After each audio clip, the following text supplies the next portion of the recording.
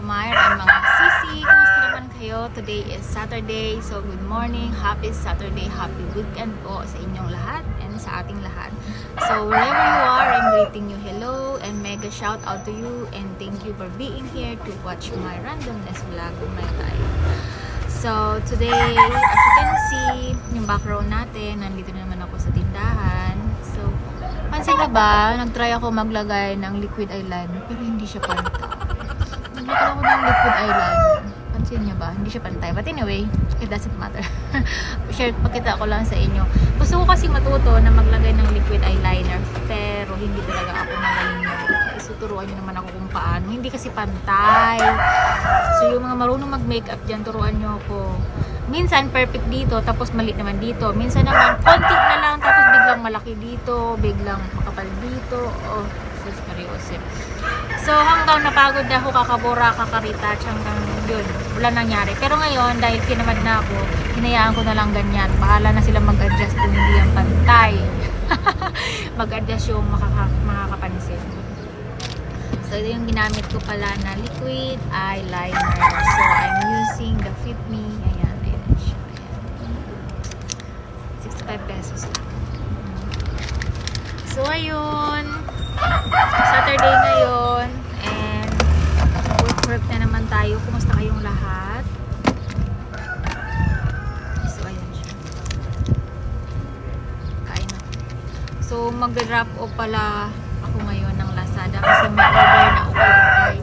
Kakatapos na rin namin mag-pictorial ng mga damit na plan namin i-live selling.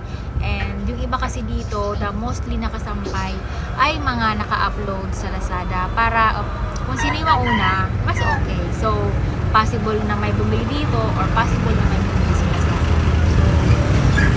So, yun yung ano ko, kahit kunwari hindi dito mabili, sa Lazada may chance mabili. But most of the time, sa Lazada ay mabenta yung mga tag to 25 ko, 15 pesos, 10 pesos. Akalain mo yung 10 pesos na bibili pa all the way from Mindoro, all the way from Pasig, all the way from Manila.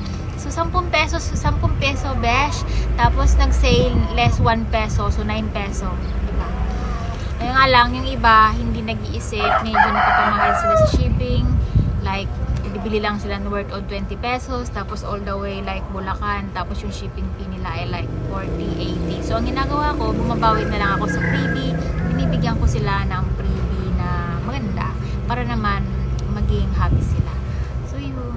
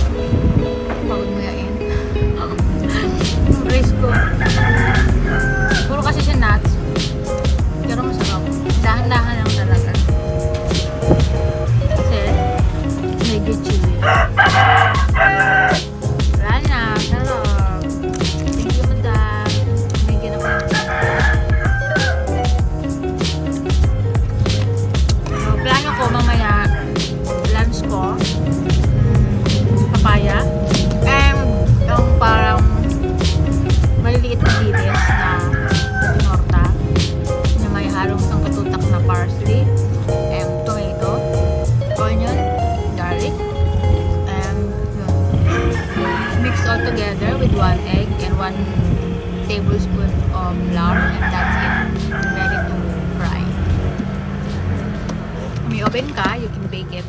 Pero dahil wala kang oven. Kaya yun, fry lang.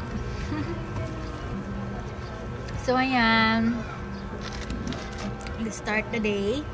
So bye-bye and ingat kayo palagi. A few moments later. Dito yung tani bro.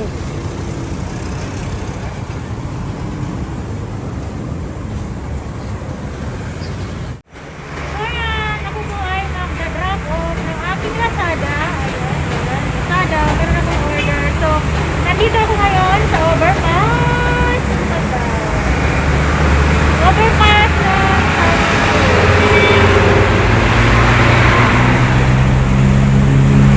doon ako magda-drop off. Shout out sa inyong lahat, mga kamar. Hello. Yan si Lazada. So doon ako banda magda-drop off. Doon sa may 7-Eleven. So ayan, lalakad na ako papunta doon. Such a lovely day. Napakainit. So, hindi ko na iniipon yung Lazada para hindi ako mahirapan. Kaya siniship ko na siya kaagad.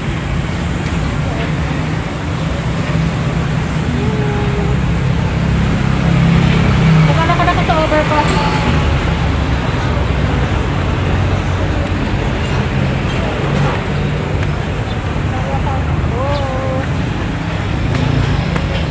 Hindi ko yung 7-Eleven.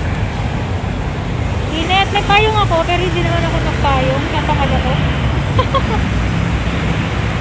May payong, hindi ginagamit ang payong. So yan, nandito na ako sa Lazada drop off. Doon ako nag-drop off. Ay, sarado siya.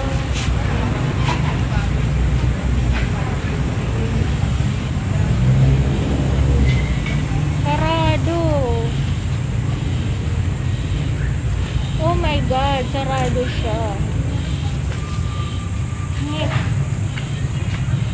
So ayan, sarado ko yung Lazada drop off. Ito siya, sarado. So hindi ako makakapag-drop off. Sarado. So I'll be back na lang later afternoon or tomorrow. Nangyari. So ayan, sarado yung Lazada. Hindi ako makakapag-drop off. So as you can see, sarado po siya. Ayan, sarado. Ang init-init pa naman. Ang init-init. Pero try ko ulit na mamayang hapon. Pero sarap dito kasi makulimlim yung puno.